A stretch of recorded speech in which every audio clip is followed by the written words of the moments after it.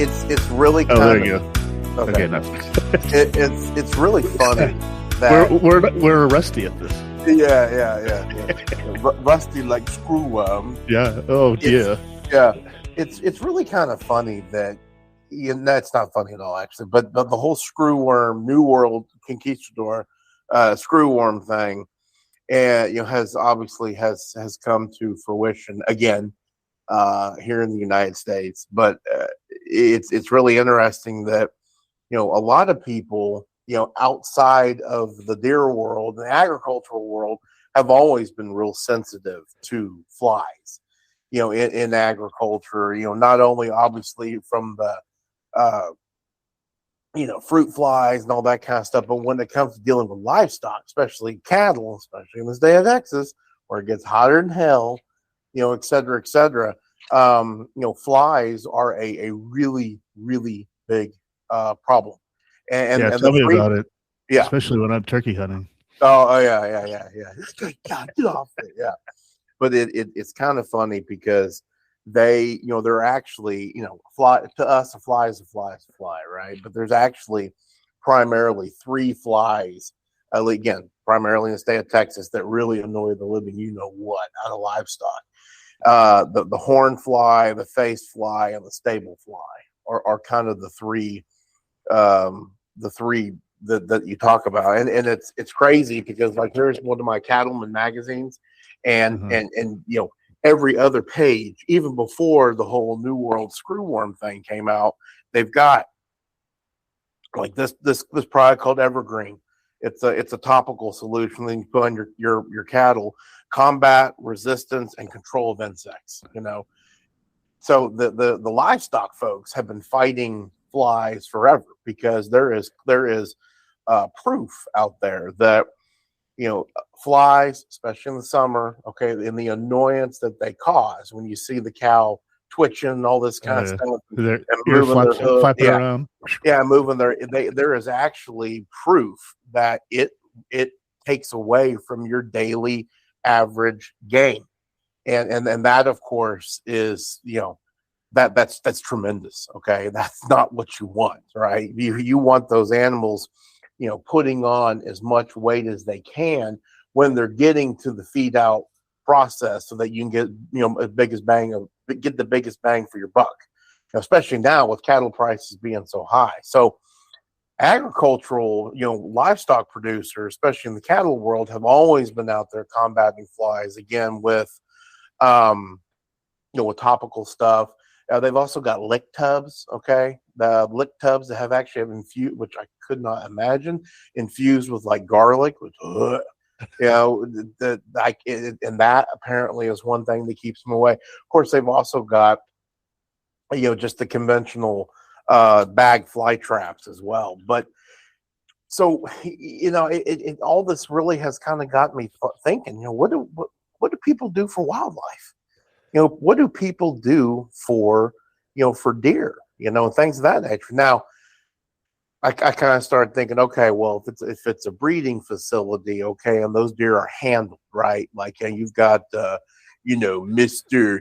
Stegosaurus buck, who's got, this on top of his head, and who is never going to be harassed in his life, and he's docile.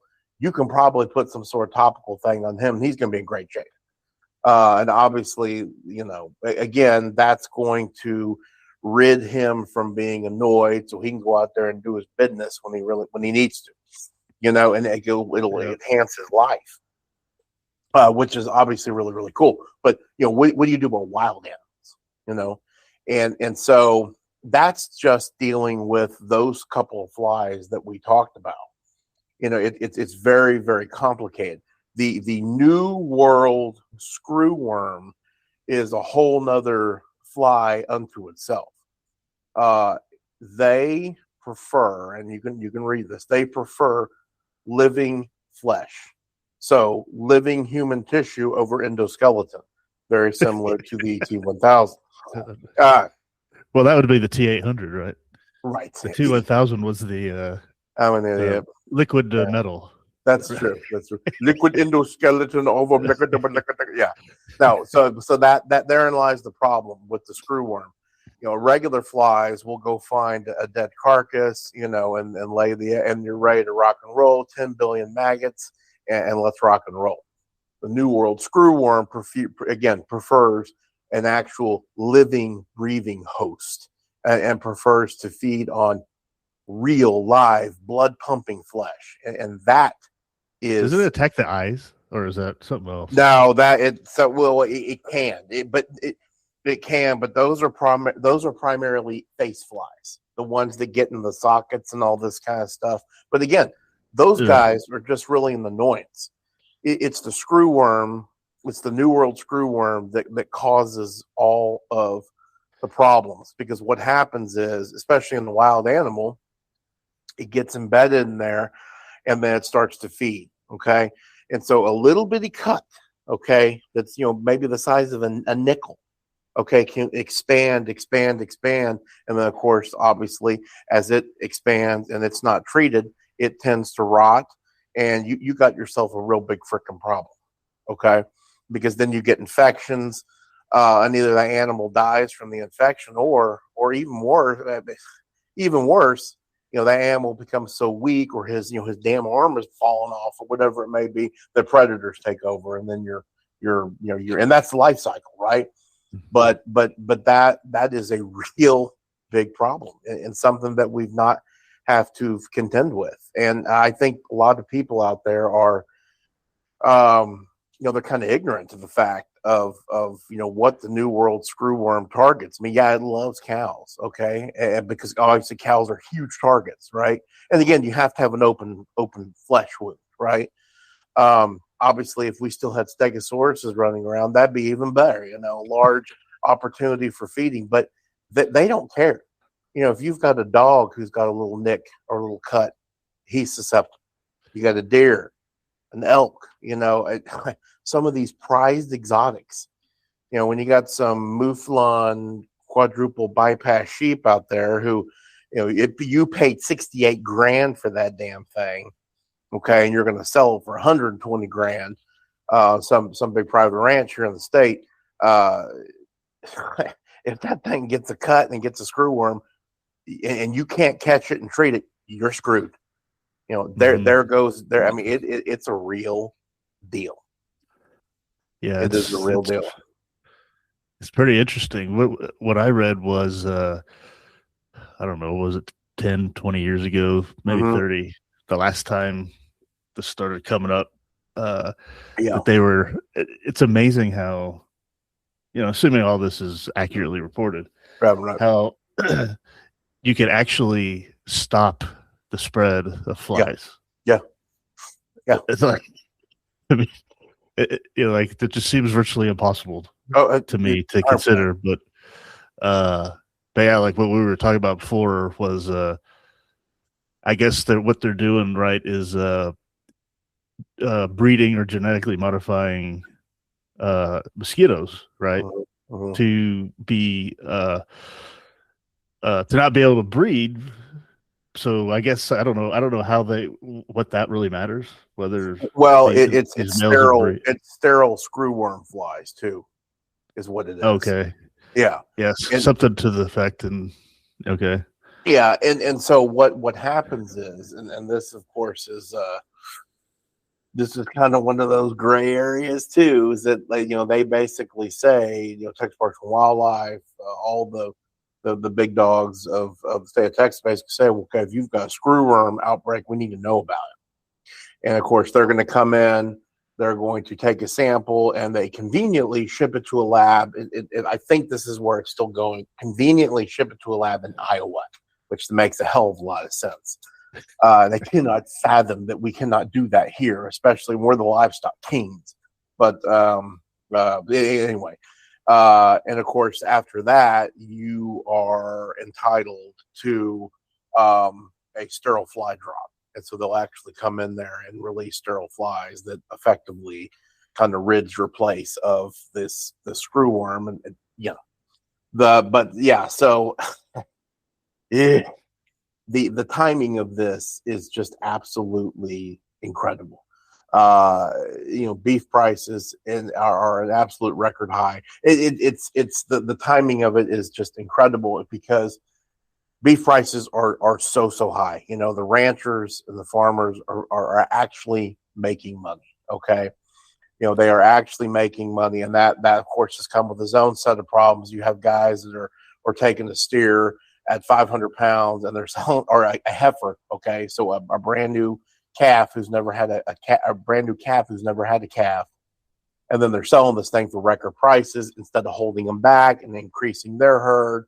Okay, but they're making money. Okay, well then all of a sudden you introduce this whole screwworm scenario. Okay, and it's starting to take out cattle, and it's starting now. It hasn't made a massive impact yet, but it theoretically really could. So you've already got a very, very, very small supply, okay, of animals, and now a small supply of animals with an extremely high price. So the screwworm problem, which they're estimating ain't going away next year. It's like a 10-year fight, they say. As the screwworm gets more established in Texas, and the cases go up literally every single day. I think there's a website, and I should have looked at before we got on here. That's going to hurt the supply even more, which is going to send those prices up even higher. Which obviously becomes a really, really big problem. Of course, and beef eaters, beef lovers, restaurants and whatnot have been dealing with this for a while. The only upside, and there is no upside to all these horrible high prices that people are having to pay, from a culinary, my opinion, from a culinary point of view, is that people are starting to get creative. Okay. For example, the tri-tip. Okay. If you mention the word tri-tip steak, have you ever had one? Oh yeah, I cook a tri-tip all the time. That's fantastic. Fantastic. If you mention the word tri-tip 10 years ago, 15 years ago, people would look at you like you're losing your mind. They'd have no clue what you're talking about. Okay. Because why? It wasn't in New York. It wasn't a filet, and it wasn't a ribeye. Those were the three steaks that we were dealing with. Well, now as beef prices have gone up, people are having to get a little bit more creative. Okay, I'm seeing people now taking Boston butts. It's actually kind of brilliant. Taking a Boston butt or a pork shoulder, virtually the same thing, and cutting steaks out of that. Fantastic, Mm-hmm. So from a culinary experience, and of course, if you're a pig producer, you're loving this beef problem that we got right now. But anyway, the screwworm problem could make a cattle inventory problem even worse. Now, I'd say the good thing though is that the word about screwworm, in the agricultural world has especially livestock in particular, has been so, publicized now, right? And they're coming out with different things to help treat this, et cetera, et cetera. And I can tell you, I can't go into it, believe it or not. I haven't even told you this.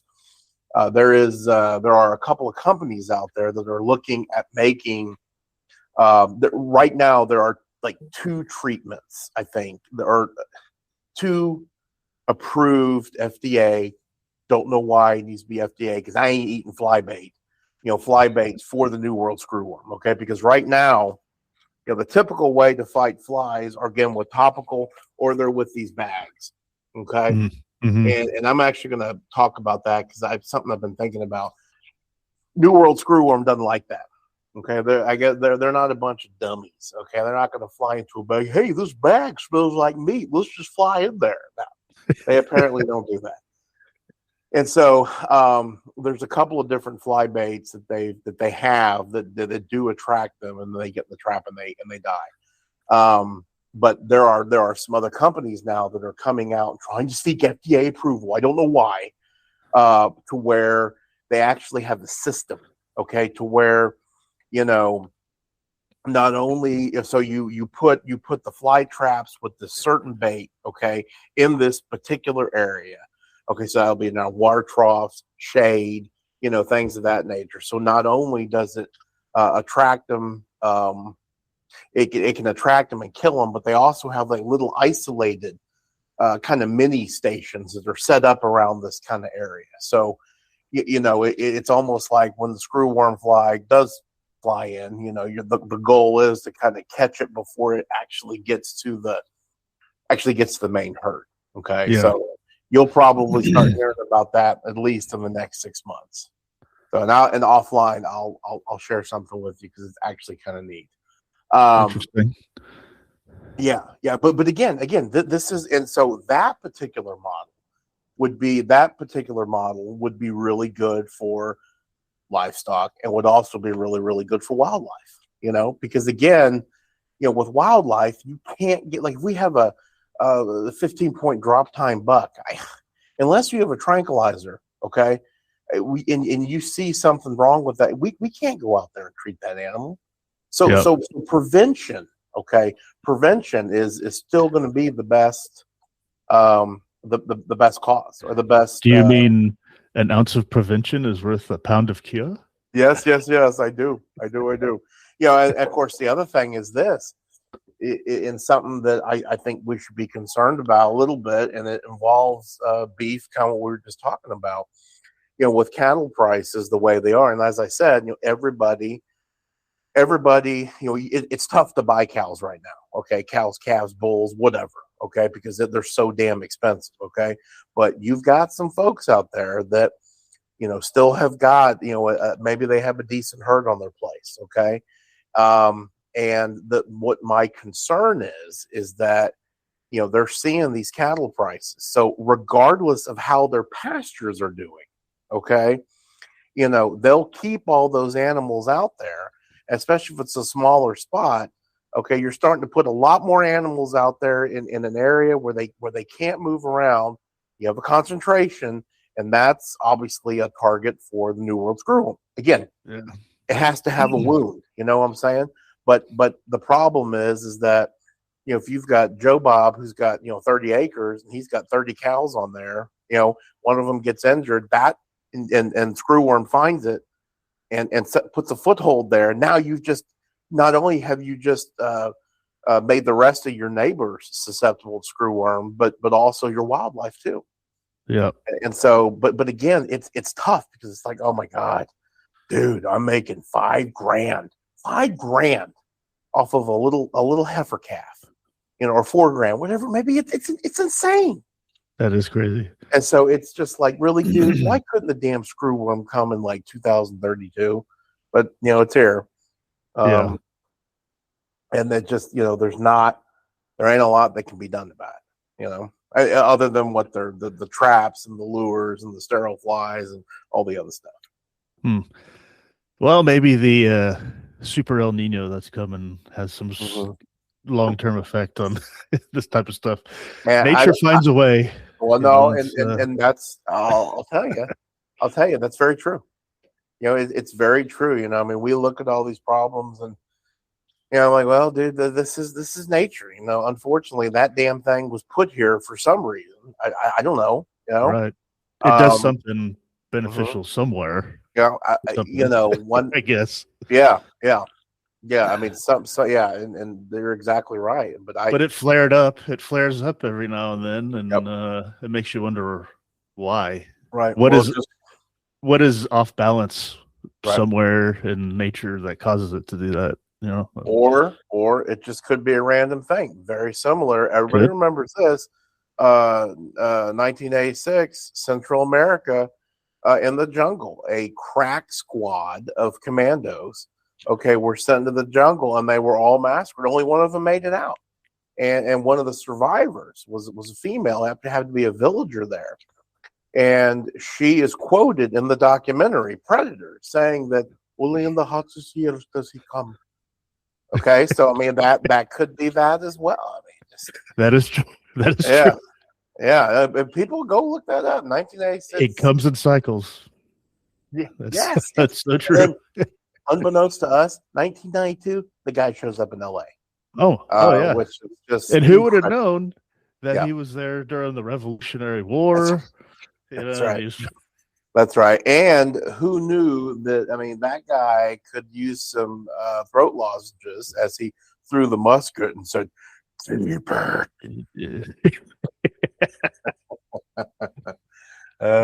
If you guys or you listeners don't know what we're talking about, we're naturally transitioned from a very serious topic of Screwworm to the very incredible fictitious movie that kept me up at nights, Predator, 1986, and then of course Predator 2, which as a young man growing up in the early 90s, the opening scene of Predator 2 was worth a pause for sure.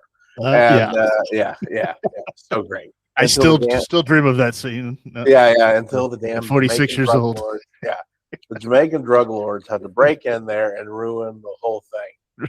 It's voodoo power, man. Hey, when I say in any fiction, there's a kernel of fact and truth. Of course, yes, absolutely. So, oh, geez. I really think people just hold on. I do think people have asked me, not that I'm some sort of wizard or whatever, but people have asked, what do you, from a livestock perspective or a wildlife perspective, what do you do? Well, deer are going to get injured. It's just the nature of the beast. They escape a coyote attack or get hit by a car. It's going to open up a wound. But something that I've thought about of something that can help are the fences. Fences that people put around feeders. Now, ironically enough, the feeder pens at Rancho Bandito, they're enormous. First of all, and the bottom strand of the fence is up a couple of inches, okay? And it's only a 4-strand fence, okay? And that bottom strand is up a couple of inches, and it's horse wire, okay? It's smooth horse wire, because as we know, deer really, honestly, they just soon go under, okay? And it's funny because that's basically what we see them doing at Rancho Bandito all the time. The middle 2 strands are your typical barbed wire. Okay, and obviously that's there for cows and whatnot. The top strand is lowered a little bit, and it, of course, is smooth wire as well. So, that's the crazy thing. Like when you say an open wound, again, it can be a little pinhead, it can be a little nickel, Mm-hmm. or it can be a gaping grizzly bear just rip this guy's arm off, so. If you're going to do something, that's something to do. I also know that a lot of guys use bull panel, okay? And so that bull panel fence is fantastic. It'll keep the cows out, obviously, okay? But it might be time, I hate to say it, to go from those like 6-foot sheets to the 6-foot sheets, my God, down to like 4 foot, okay? Something of that nature, or take one of those 6-foot pieces and bring it up, okay? Raise it up so the deer can go underneath it. And again, that's just going to help prevent them from getting little nicks and all that kind of stuff. So, but yeah, it's going to be interesting to see, what happens. And I'd love to hear from people in South Texas, to hear if what they're doing, if anything. Mm-hmm. I'll tell you, I'm not sure, I'm positive that the big feed producers like Purina and Double Down, all those kinds of guys, I'm sure they have their feedologists hard at work coming up with some sort of blend that makes the Stegosaurus rat grow, but also has got some sort of wormer. Okay, I guarantee you that's coming, and that there's already a wormer out there for deer, but also a kind of a fly thing as well that I guess makes them not as susceptible to it. So when we're referring to the screw worm, this is the larva of the fly that we're talking about. Yes. Yeah. So they'll drop their eggs in the wound or whatever. Yep. Correct. Well, I hope these things don't make it too much here, because I mean, there's plenty of dead bodies and deer getting hit by cars all over here. So I know, dude. I know, and honestly, that I mean, for real, that's the thing, is that as obviously there are deer getting hit in South Texas all the time, right? But I agree with you. I would say the hill country, has probably got more, deer collisions, right, than anything. I would think, just because the numbers of deer are higher, and of course exotics, like the exotics and all that kind of stuff. So I didn't even think about that, but you're right. That's kind of spooky. That's scary. So anyway, Well, those things, I contend with. And you gotta think that things will work out. Oh, sure. Yeah.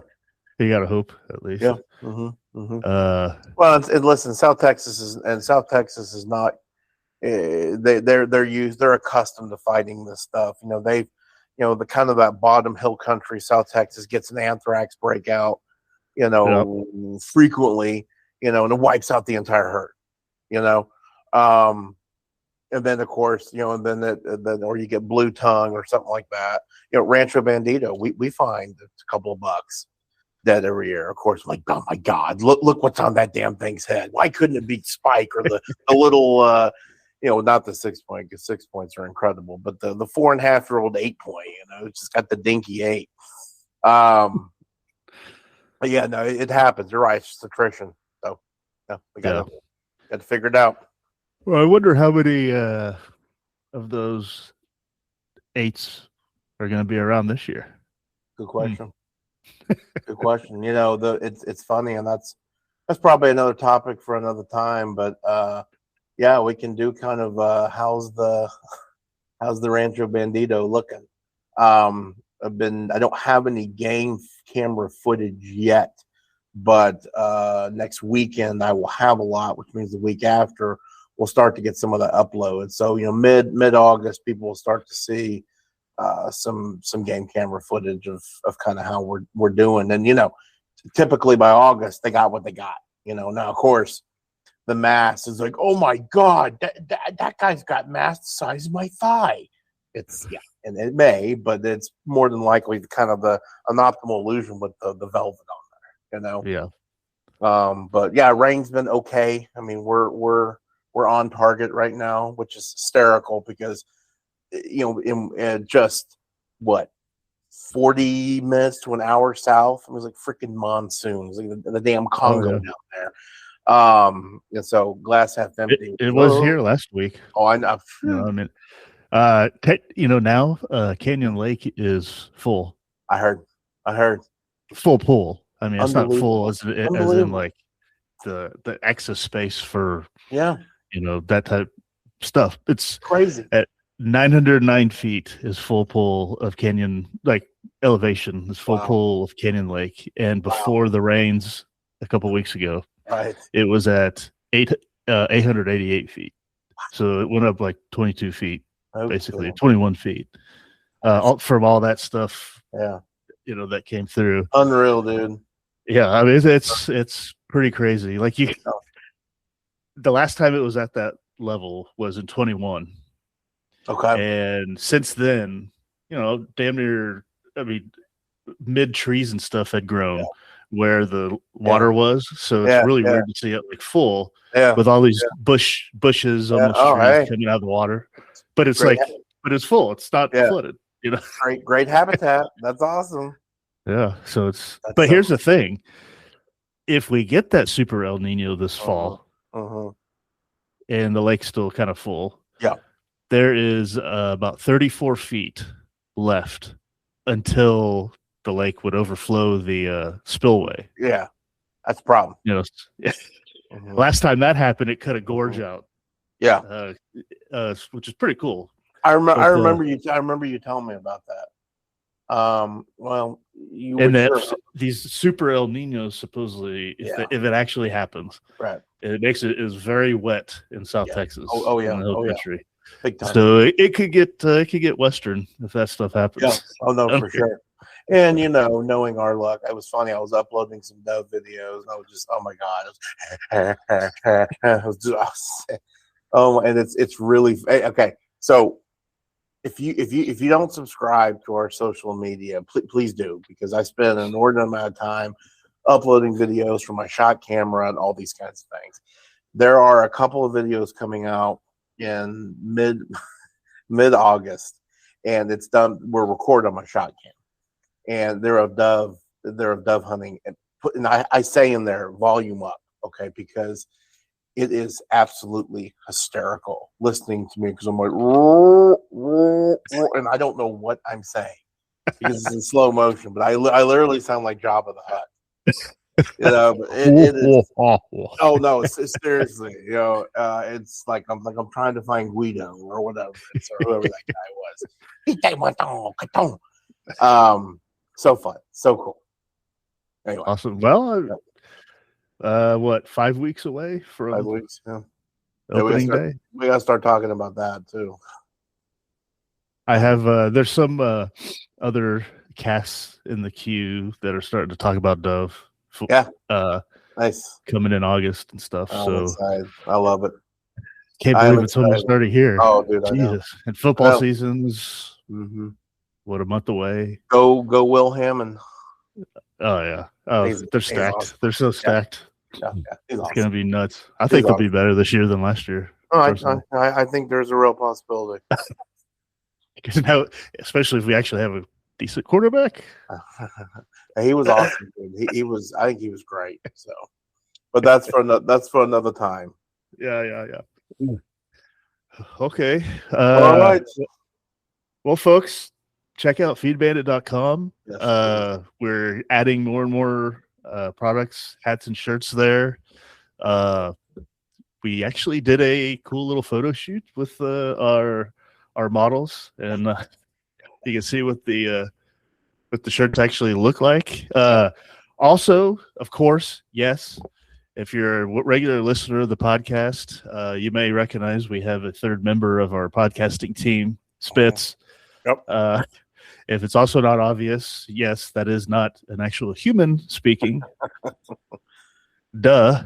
But however, either one of us always, and I do read it through the transcripts every time to edit them. It's